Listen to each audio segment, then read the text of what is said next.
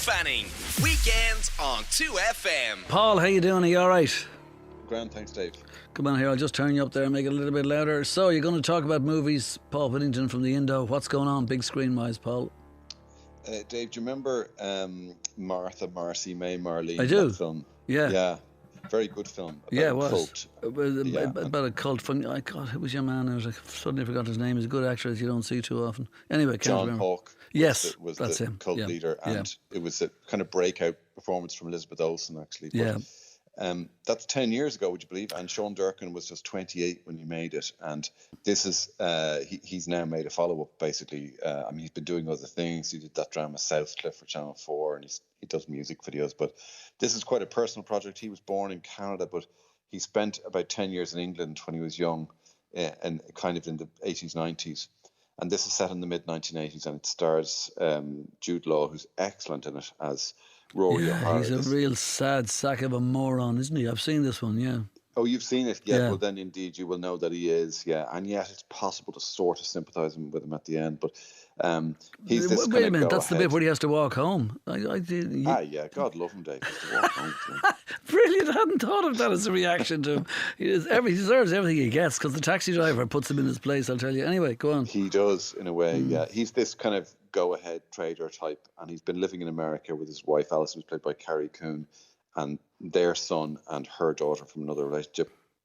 And he says, things have dried up for me here, he says to her. He's obviously run out of road in America. And so he tells her that they're moving back to London back in the days when men told women what to do. And she goes, even though she reluctantly, and he buys this massive mansion in the stockbroker belt in Surrey.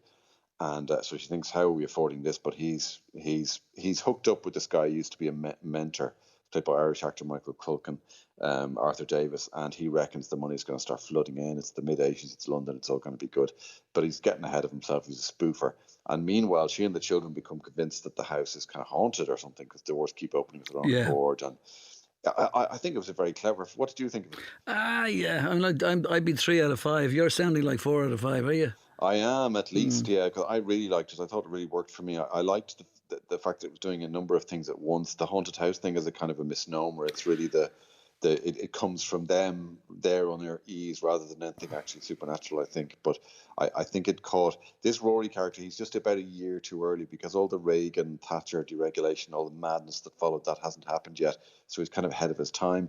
He has class anxiety, which I think makes him very interesting. He has class anxiety. He has it to the power of a million. That's his whole problem. He does. Yeah, he does. Yeah. And as you say, there's a very interesting a conversation with a taxi driver later on, where he says, I'm a great dad. I give them I give them the best of everything, and I look after, put a roof over their head. And your man says that's the bare minimum. He says you shouldn't be congratulating yourself for that. So he has an awful lot to learn. But I must say I really enjoyed this, and I love the atmosphere in it. Actually, wait a minute. Are you saying I should have more sympathy maybe for the Jude Law character? Look, he's an arse, Dave, as you pointed out. There's no question about it. But I think by the end of the film, you feel that he might actually have learned something. Oh, yeah, okay, fair enough. God, no, absolutely, yeah. So maybe The Nest too. we get into some kind of, Wall Street kind of thing. This time it's personal. Exactly. I thought it was very good. Okay, that's The Nest. Okay, thumbs up definitely for that with Jude Law. What else is there? Now, though you loathe horror films, Dave, you will probably remember Candyman from the early 90s, which I thought was rather effective, actually. Yeah, okay, fair enough. No, I don't loathe. I mean, now that I think about it, if you name 10 horror movies, I'll say no. So maybe you're right, Yeah, you don't. Anyway, like Candyman didn't do it for me, I'll tell you. Candyman was quite clever, I thought. Right. It was set in this kind of Chicago housing project called Cabrini Green, which was real and has since been knocked down. All right. And it was based around this. Basically, this slave had been lynched and horrible things done to him by this mob in the 19th century because he loved a white woman on the very spot the towers were built on. And you could summon him by looking in the mirror and saying Candyman 5 times. Something I have never dared to do, Dave, even though I know it's ridiculous. But I know I have to grow up, really, shouldn't I? But in this sequel, which is set in the present, it's very clever, I think. Jordan Peele produced it and co-wrote, I think, and Nia DaCosta directed. We're in modern times. All right, so Jordan Peele is the man of the moment in these kind of things, isn't he? He sure is, yeah. And he's right. this great ability to connect some of these tropes, horror tropes, with the present and with politics, and he does it very cleverly here. In the present, Cabrini Green Towers are gone, the area's been gentrified. Most locals have forgotten all about this legend of Candyman. But this new fella who moves in, this artist who's played by Yaha Abdul Mateen, his mother told him stories about it because he's from the hood originally, and he decides it might be fun to try and summon Candyman. But it isn't fun at all when he does. All right, so he becomes obsessed with the legend, I presume, and that kind of thing. In the same way as you might now, if you say it this afternoon into your own mirror, you might get lost in it. Who knows? You might. Is it any good? It is very good, and as I say, it has lots of political undercurrents. Is it the same title as it was all those years ago? It is Candyman, Dave. Just called Candy. No colons. It's not Candyman, something else. No. Okay. All right. Candyman 2: The Reckoning. No, because there were a couple of sequels to the original Candyman which weren't very good, but this is good. No, I remember the best of all of those is The Lawnmower Man. Do you remember with Pierce Brosnan? And the second one was called The Lawnmower Man 2, Beyond Cyberspace. That was the actual title. It was brilliant. Beyond something else it was, as I recall. Dreadful. Anyway, so that's another thumbs up then. Candyman is the movie. Anything else? And another thumbs up for an Irish film, Redemption of a Rogue, which I don't know if you have seen or not. No. I really like this. It's the feature debut, in fact, of Philip Doherty wrote it and directed, and I think it's very good. It doesn't achieve everything it sets out to do, but it sets out to do a lot, and it's I really enjoyed the way it was made.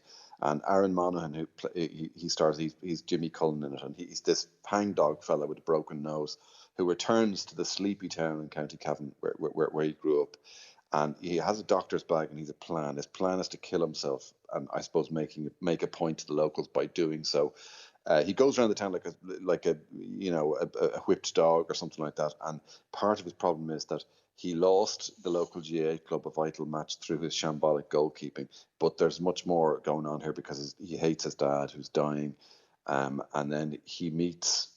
He keeps trying to go through with this suicide, but he's derailed first by staring children and then by this Eastern European singer at the local bar, who's played by Aisling O'Mara. And so she offers him a chance at, sort of redemption, as the title would suggest. It's funny, it's got lots of ideas. It's very funny. It rains a lot. They can't bury their father when the father dies until there's a dry day. And of course, as we all know, in Cavan, dry days are rare. So that's part of the fun of the plot. I thought it was very good. Really okay, that's Redemption of a Rogue. Okay, so any more? Yes, Our Ladies, which is a Scottish film. It's based on a novel by Alan Warner, and Michael Caton Jones directed it. It's a coming of age drama, and it's about a group of girls at a Catholic boarding school in Fort William. So obviously Irish people will identify with it because they're called things like Orla and Fanula, the girls.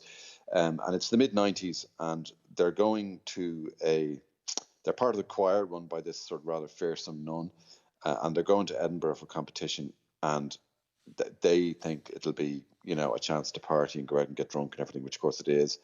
But awful things happen in Edinburgh, good and bad, and they come to terms with their sexuality and so on. I thought it was cleverly done, and I liked it, and some of the actors were very good. It was pointed out to me, though, by a colleague afterwards, Aoife from the Sunday Independent, that this is a coming-of-age female drama written and directed by men. So that could be seen as problematic. It hadn't occurred to me, but she's got a point there. But I thought it's quite well done.